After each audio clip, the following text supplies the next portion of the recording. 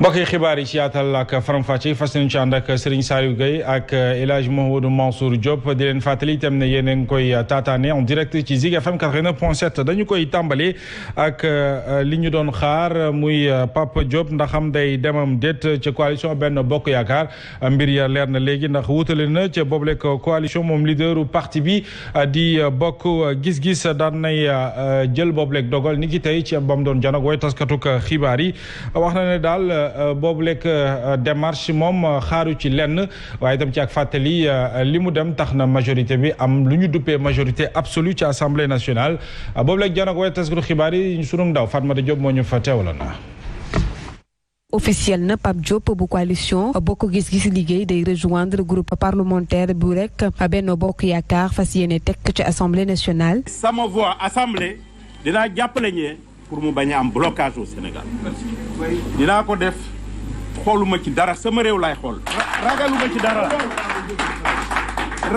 dara ragal dara quelques personnes yi nekk derrière des claviers là pour insulter les gens ragaluma ko man réew mi laa moo ma ñor ëllëgu réew mi moo tax ma jël décision bi.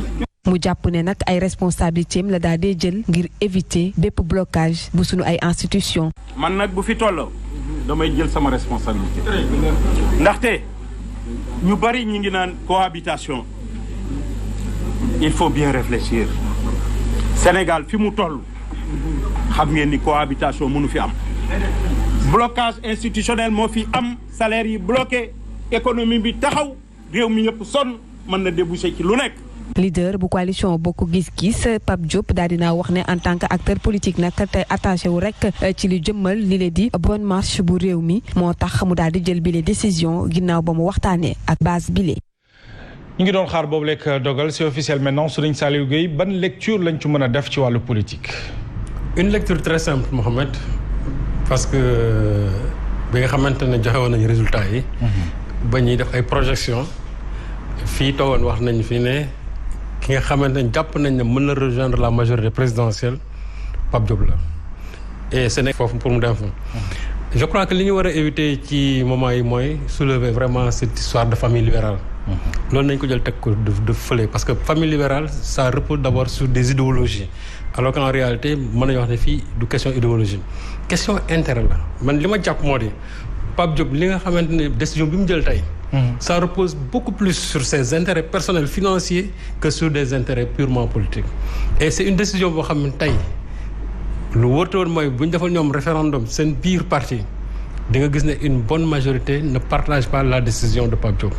te man dama jàpp ne Pape Diop il était en tout cas dans l'opposition quel que soit lu ñu mën a wax opposition modérée et cetera pour man une opposition c'est une opposition. parce que ki nga xamante ne mooy damay samp sama ndënd.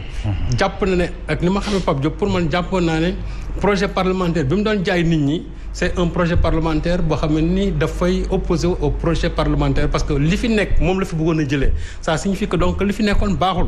donc su fekkente moom il rejoint armes et bagages président Macky Sall man sama gis-gis pour man c'est un détournement tout simplement de suffrage. parce que su fekkente ne moom Macky Sall ils avaient des atomes crochus ñoo bokkoon fu ñu jëm. rien ne l'empêchait dem bokk ci liste Benno Bokk Yaakaar comme l'ont fait d'autres partis. mais tu ne peux pas battre campagne au nom de l'opposition parce que ñoom la wax d'ailleurs je leur avais dit que il faut quand même démentir Ousmane Sonko. bi doon wax ne y en a qui travaillent pour le président Macky Sall. donc tey moom loolu ba mu ko déggee daf ci réagir. wax ne du dëgg Aliou Sow a réagi Massaly a réagi en des termes beaucoup plus durs mais tey ñoom dañuy jox dëgg Ousmane Sonko ci loolu. léegi nag qu'est-ce qu'il va dire par la suite bon li mu wax ne ay cohabitation et blocage aussi il faut que les gens cessent de dire que. bu ñu cohabitation rek c'est pour bloquer l'institution non.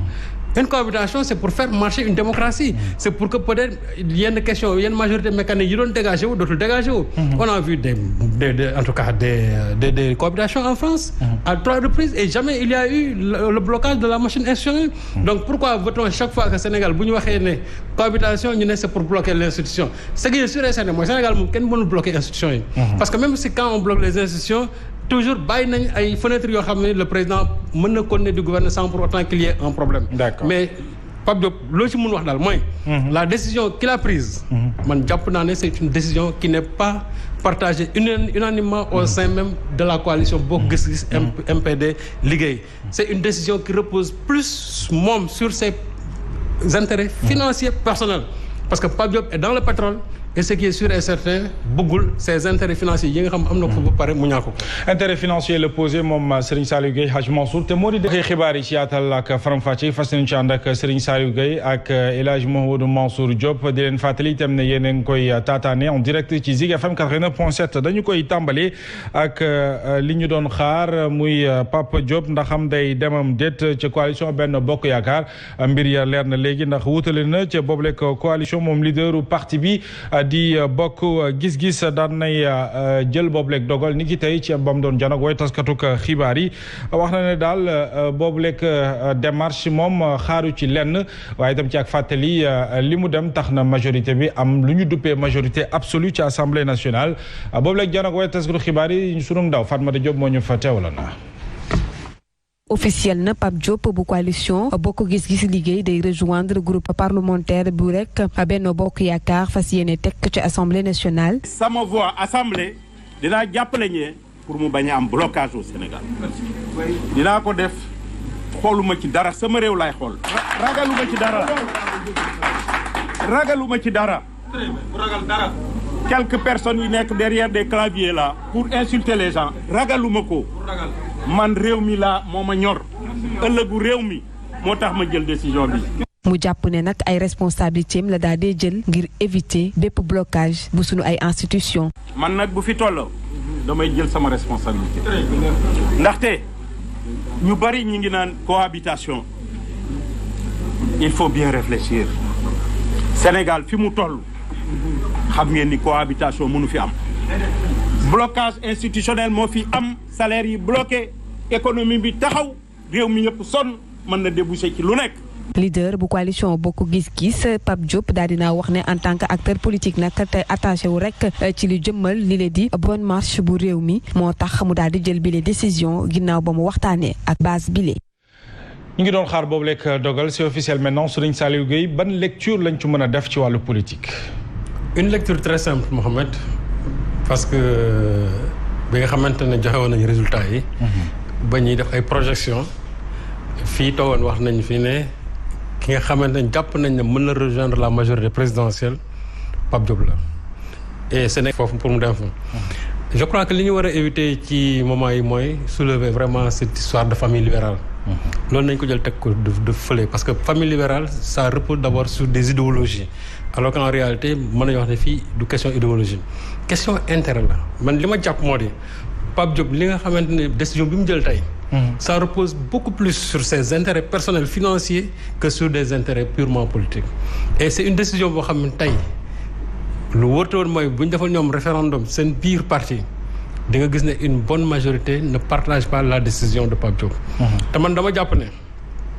Pape Diop il était en tout cas dans l'opposition quel que soit lu ñu mën a wax opposition modérée et cetera pour man une opposition c'est une opposition. parce que ki nga xamante ne mooy damay samp sama ndënd. jàpp na ne ak li ma xamee Pape Diop pour man jàppoon naa ne projet parlementaire bi mu doon jaay nit ñi c'est un projet parlementaire boo xam ne ni dafay opposé au projet parlementaire parce que li fi nekk moom la fi bëggoon a jëlee ça signifie que donc li fi nekkoon baaxul.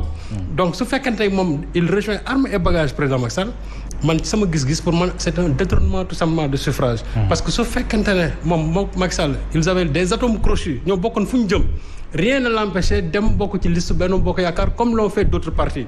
mais tu ne peux pas battre campagne au nom de l'opposition parce que ñoom la d'ailleurs je leur avais dit que il faut quand même démentir Ousmane Sonko. bi doon wax ne y en a qui travaillent pour le président Macky Sall.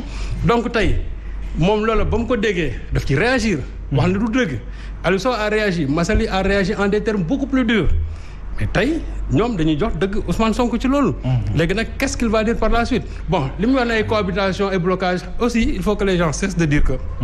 bu ñu cohabitation rek c'est pour bloquer l'institution non une cohabitation c'est pour faire marcher une démocratie c'est pour que peut-être yenn question yenn majorité mécanique yi doon dégagé wu dootul dégagé wu on a vu en tout cas des cohabitations en France à 3 reprises et jamais il y a eu le blocage de la machine institutionnelle donc pourquoi veut-on chaque fois que Sénégal bu ñu waxee ne cohabitation ñu ne c'est pour bloquer l'institution ce qui est sûr et certain mooy Sénégal moom kenn mënul bloquer institution yi parce que même si quand on bloque les institutions toujours bàyyi nañ ay fenêtres yoo xam ne le président mën na continuer di gouverner sans pour autant qu'il y ait un problème. D'accord. Mais Pape Diop loo ci mun wax daal mooy. la décision qu'il a prise.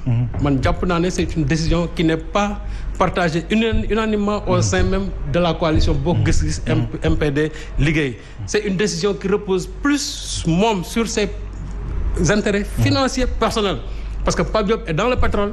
et ce qui est sûr et certain bëggul ses intérêts financiers yi nga xam am na ko ba pare mu ñàkk ko.